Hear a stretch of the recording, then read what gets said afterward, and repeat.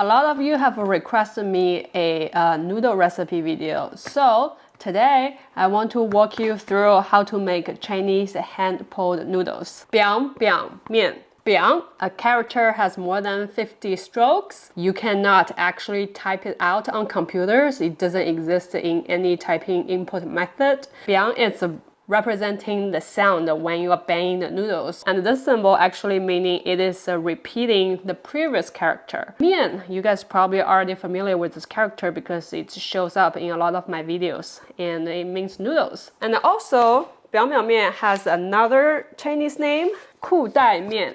Ku means pants, dai means belt, mian noodles. So the ku dai is your belt because this noodles looks like the belt that you're wearing on your pants. Biang biang mian and the ku dai mian, these two names are used interchangeably in Chinese culture. They generally refer to the one kind of noodles we're gonna make today. So biang biang mian is from central North China, from the province called the Shanxi province. If you are familiar with terracotta warriors, that's where it is from. The recipe I am using is actually heavily influenced by another YouTuber Xiao Gaojie's video, and I will link her video in the description box.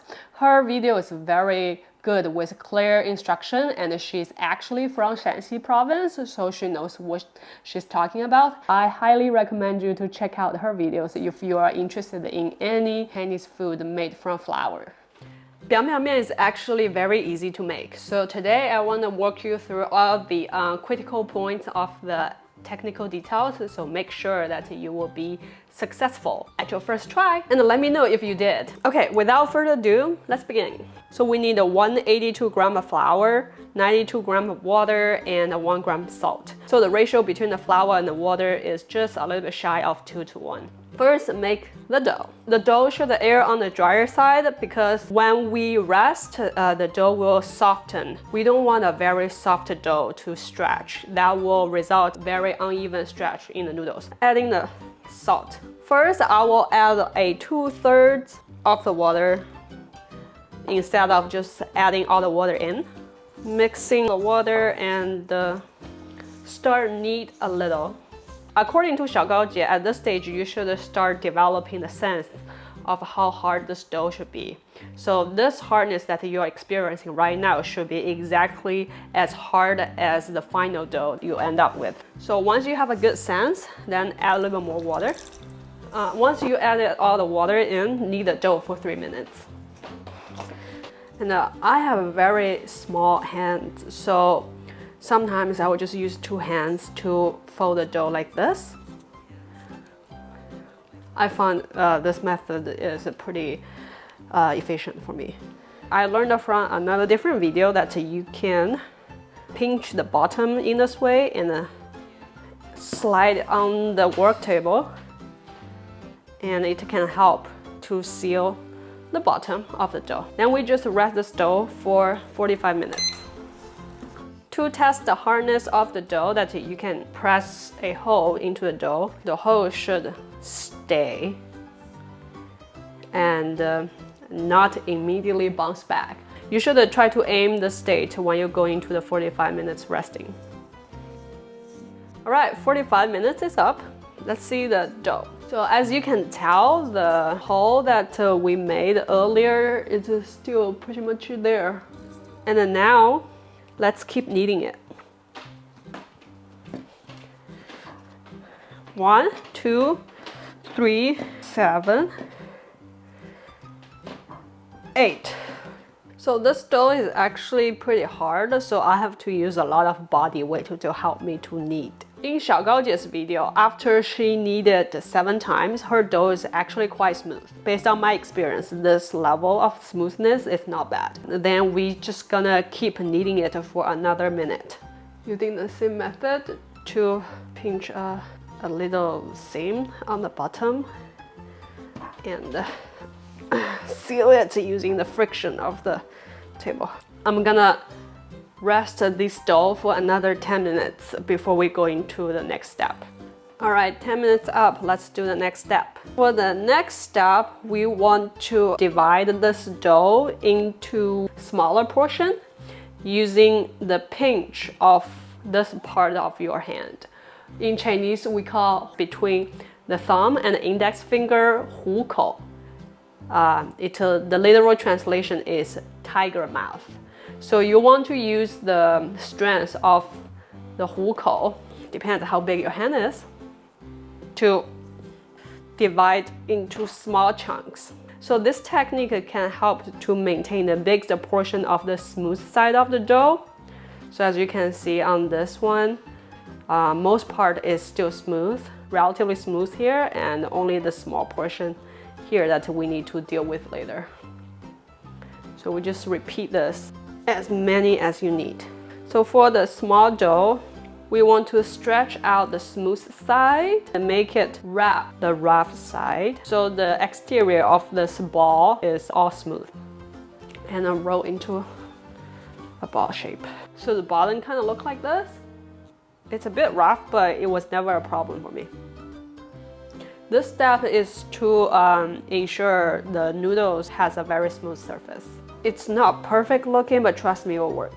Then we rest this for another 10 minutes. In this 10 minutes, we'll have ice cream. Trader Joe's ube flavored ice cream.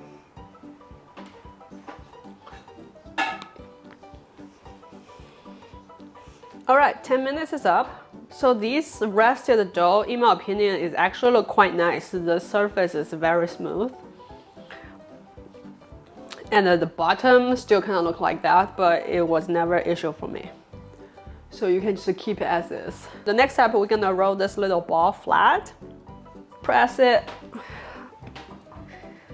with your hand and roll on this direction one time. And then rotate for 90 degree.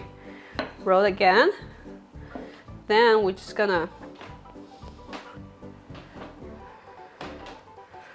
roll, focus on one direction. And the size should be as big as your hand. Find a Tupperware.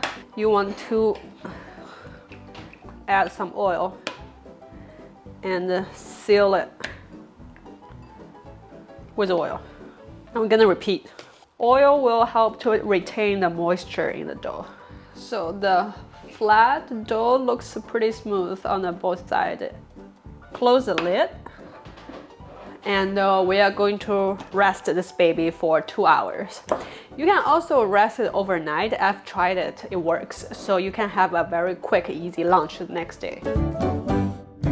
So this dough, they have finished resting. I just want to do an experiment. I want to freeze some and see how they would behave. If they can freeze very well, then I can just make a big batch. And then we will see how they come out tomorrow.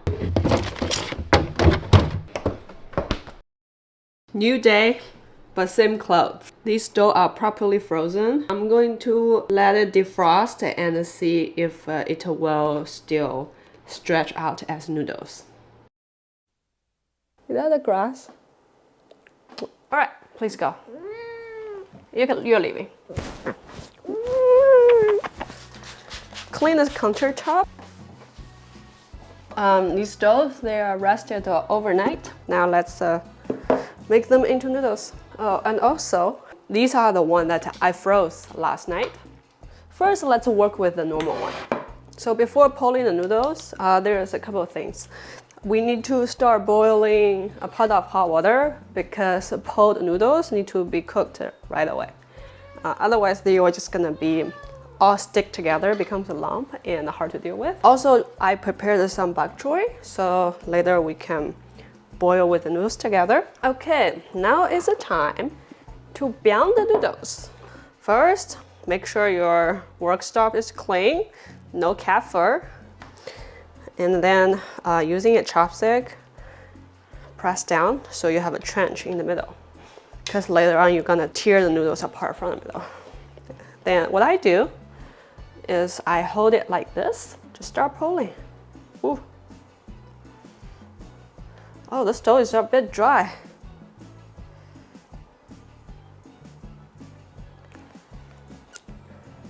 Did I fail? So Xiao just said when you're pulling, if you can expand your arm length for one time, that's the most ideal. Okay, this is not the prettiest noodles I have made, but it's still edible. It would be nice. Then we just put in to the pot. I think the first one I made, the oil is not fully covered.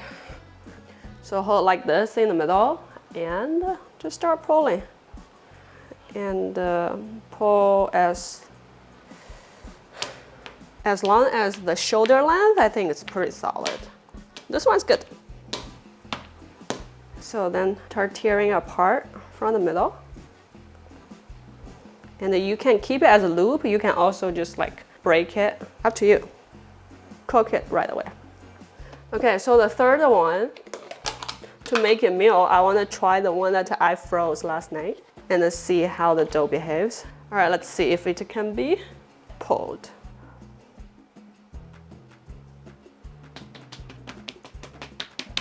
Well, I think it is doing pretty well. So freeze does work. I'm just gonna put in here to cook. Then I'm gonna add some bok choy so they can be cooked together.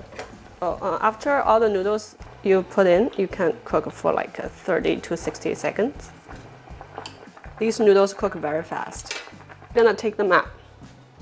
If you have watched my shorts, you kind of already know what's gonna happen.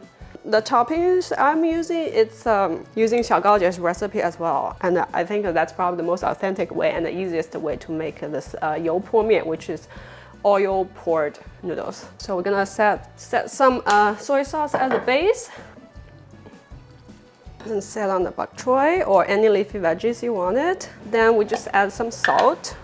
If you don't have a Chinese crushed red pepper, you can mix with Western style crushed pepper or Korean gochugaru. You can also add garlic, minced garlic, and sesame oil or anything. Basically, this is like a DIY. You can do whatever you want. And I like add vinegar because I love vinegar. Finally, you pour on super hot oil. Ooh. Ciao, the money shot, the thumbnail. And you know what, actually I just went to Costco, so I'm gonna get some Costco rotisserie chicken. So I'm just gonna put it like this. I'm gonna finish this bowl of noodles. And I'll see you next time. Ooh, almost burned myself.